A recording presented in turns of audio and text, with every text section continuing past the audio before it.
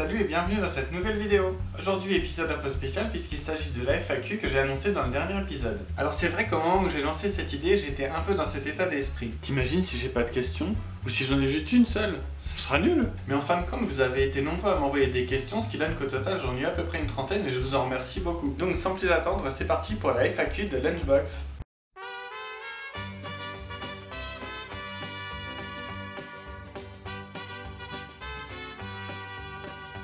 Alors la première question m'a été posée conjointement par Yo-Yo de Fou et par Lord Becquet, à savoir d'où me vient cette passion pour la cuisine. Je crois que la principale raison pour laquelle j'aime la cuisine, c'est tout d'abord que j'aime bouffer. C'est vrai que t'es souvent fourré au restaurant. Ah ben on va pas se laisser abattre, hein. Je me suis dit tant qu'à faire, autant apprendre à faire soi-même les trucs qu'on aime bien bouffer. Et puis en même temps, c'est un moyen de les partager avec les autres. La cuisine, ça permet de se réconforter après une journée de merde comme de célébrer une journée super. Je signe toujours des meilleurs contrats après un bon repas. Quant à moi, j'adore ramener ma science devant une bonne assiette. La prochaine question vient de Lord Becquet qui me demande qui m'a appris la cuisine. Alors j'ai eu plusieurs influences, notamment mon père qui cuisine beaucoup, mais s'il y a une personne dont je peux dire qu'elle m'a vraiment mis le pied à l'étrier en cuisine en me faisant participer à la préparation des plats quand j'étais petit, c'est ma grand-mère. Et comme je sais qu'elle regarde mes vidéos, je lui passe un petit coucou. Salut mamie, et puis merci parce que dans un sens, sans toi, cette chaîne ne pourrait pas du tout exister. C'est d'ailleurs elle qui m'a offert mon premier livre de cuisine. Le voilà. Bon après, depuis, j'en ai acquis quelques autres en plus.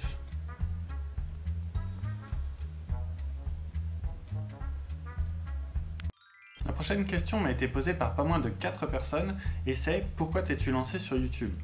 C'est vrai ça, pourquoi? Alors en fait, on pourrait dire que dans un premier temps, je cherchais quelque chose que j'avais jamais fait, une sorte de nouveau challenge. Je cherchais donc quelque chose de nouveau et c'est là que j'ai pensé à faire des vidéos. Mais dans un premier temps, pas forcément pour les mettre sur YouTube, même pas du tout pour les mettre sur YouTube. Juste comme ça, pour les mettre sur mon Facebook personnel pour ma famille et mes amis. Il existe d'ailleurs un épisode pilote qui n'est pas sur YouTube et... Non. Enfin si, mais il n'était pas du tout abouti et... Par contre, il n'est pas exclu que je le refasse parce que la recette était très bonne. Enfin bref, je me suis dit que si ça pouvait intéresser et faire marrer mes proches, pourquoi ne pas en faire une chaîne YouTube? À l'époque, je m'intéressais un peu à YouTube, j'étais abonné à une dizaine de chaînes à peu près. Aujourd'hui, je suis abonné à très exactement 116 chaînes. C'est un média qui m'intéresse par la liberté qu'il implique et par les échanges qu'il peut susciter. Et c'est pour ça qu'en octobre, j'ai décidé de sauter le pas et que j'ai créé Lunchbox Goes With Everything. La prochaine question m'a été posée par Jérémy Dédale, à savoir « Qu'en pense ma famille ?» Alors, il y a déjà ma femme qui m'encourage beaucoup.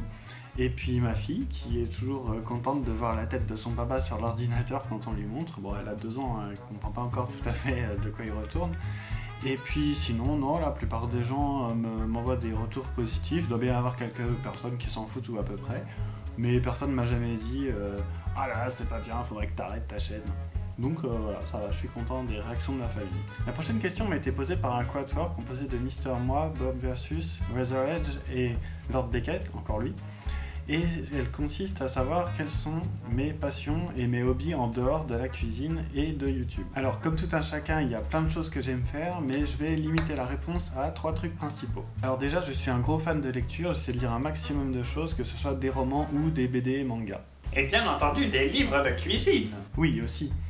Pour ce qui est des mangas, je vous conseille ces deux-là par exemple, pour rester contextuel. Le deuxième point, c'est que je suis un gros fan de catch. Je loupe quasiment aucune émission de catch. D'ailleurs, si on y fait attention, j'ai l'impression qu'il y a une référence au catch dans chacune des vidéos. Saurez-vous retrouver la référence qui est présente dans cette FAQ? Et enfin, numéro 3, je suis un très gros fan de jeux vidéo, et en particulier du rétro gaming. D'ailleurs, venez avec moi, je vais vous montrer quelque chose.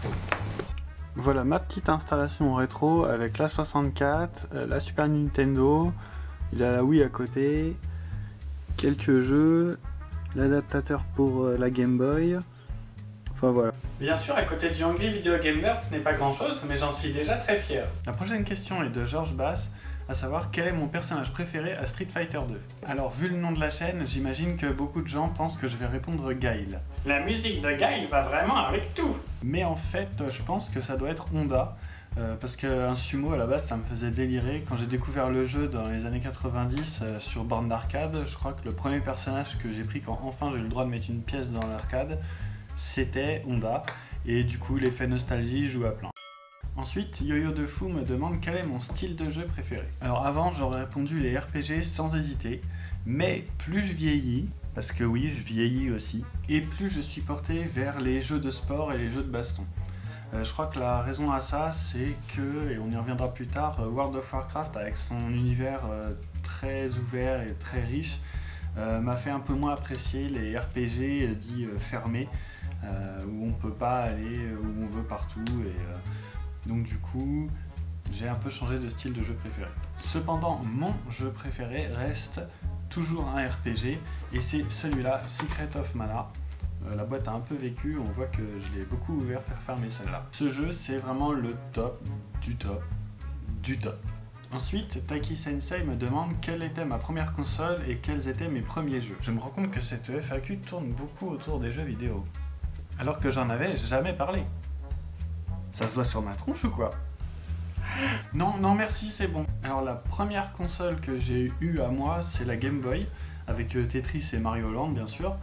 Et par contre, la première console à laquelle j'ai jamais joué, c'était la Master System de Sega, celle avec Alex Kidd dedans, la vraie de vraie. C'était à la fin des années 80 chez mon assistante maternelle, et tous les soirs, je jouais à Alex Kidd. Ah, que de bons souvenirs. Et on va en finir avec la partie vidéoludique de cette FAQ avec la question de Razor Edge. Est-ce qu'on a des chances de me voir dans un jeu vidéo en ligne? Alors oui, comme je l'ai dit tout à l'heure, je joue à World of Warcraft. J'ai commencé en 2008 sur Burning Crusade, et mon personnage principal est un orc chasseur. Je fais d'ailleurs partie de la guilde Spartiate sur Drektar, et comme je sais que quelques membres sont abonnés à la chaîne, je leur passe le bonjour. Force et honneur. Sinon, j'ai aussi des comptes sur Urban Rivals et sur Hearthstone, mais là, je joue de façon beaucoup plus sporadique. Mais bon, vous avez des chances de me croiser, pourquoi pas? Mais quel gros geek! Absolument! On va maintenant passer à la partie purement cuisine de la FAQ, avec la première question qui a été posée par Yo-Yo de Fou et Lord Beckett, qui est est-ce que je me sers de la cuisine de façon professionnelle, ou est-ce que cette chaîne pourrait me servir de passerelle pour accéder au monde de la cuisine professionnelle? Alors là c'est clair, pas du tout, je suis pas du tout professionnel et j'aspire pas à le devenir. Il y a des tas de gens à la télé, sur internet, qui sont beaucoup plus légitimes et qui sont beaucoup plus doués que moi pour faire des beaux plats, employer les vrais termes, faire des choses très esthétiques et très bonnes, et d'ailleurs j'ai grand plaisir à les regarder. Moi, mon truc, c'est plutôt de montrer que tout le monde peut, en rentrant chez soi après une journée de taf, faire un bon truc et s'amuser en cuisine avec des trucs simples, rapides et marrants. Et tout ce qui est professionnel, je laisse ça aux autres. Et aussi parce que dès qu'un truc devient professionnel, il se met immédiatement à te faire chier? Oui, aussi. La prochaine question a été posée par Kenou, à savoir si je suis un cuisinier occasionnel ou si j'ai carrément banni ma moitié de la cuisine. Ah, moi, je bannis personne de la cuisine, c'est même le principe de ma chaîne que d'inviter tout le monde à s'y rendre. Maintenant, s'il s'y rend, le monde, eh ben, il a de fortes chances de tomber sur moi parce que c'est vrai que j'y passe un certain temps. La question suivante vient de Georges Bass. Pourquoi ne pas organiser des dégustations de tes plats par des citoyens ou par tes proches, afin de voir le résultat? Alors il faut savoir que je tourne dans l'après-midi, donc à ce moment-là, il n'y a personne pour goûter les plats avec moi. Et puis d'autre part, c'est surtout pas l'heure du repas du tout. Pour ta santé, évite de grignoter entre les repas.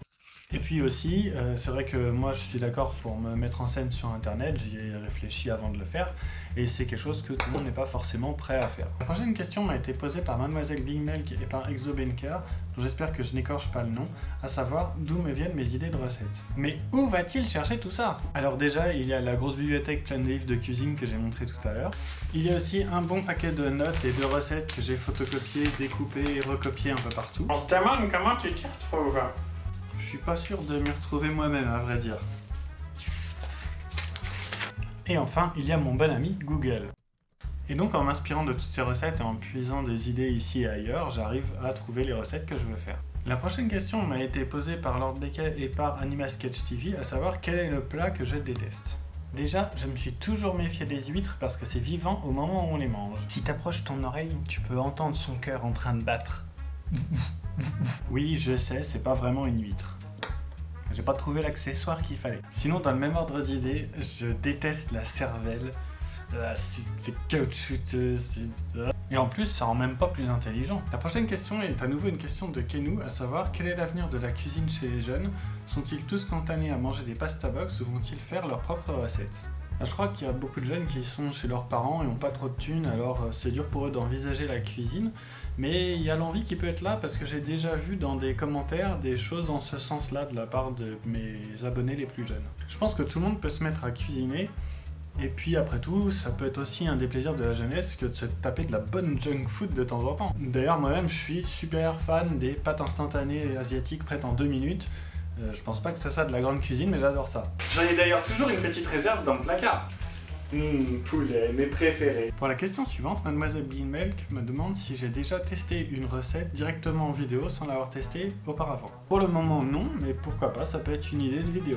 Mais il faudrait pas que ça soit un truc trop complexe, hein. Déjà c'est pas le but de la chaîne et puis en plus j'aimerais bien avoir une chance de le réussir. La question suivante vient une nouvelle fois du très prolifique Lord Becquet.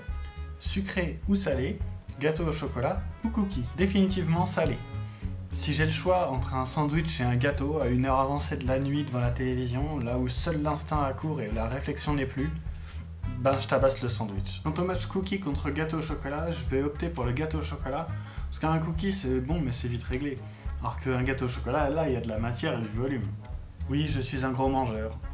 La prochaine question vient à nouveau de Kenou, à savoir pourquoi personne en dehors du milieu professionnel n'utilise les feuilles de silicone ou de papier de verre, pourtant si économiques et pratiques par rapport au papier cuisson ou au papier d'alu.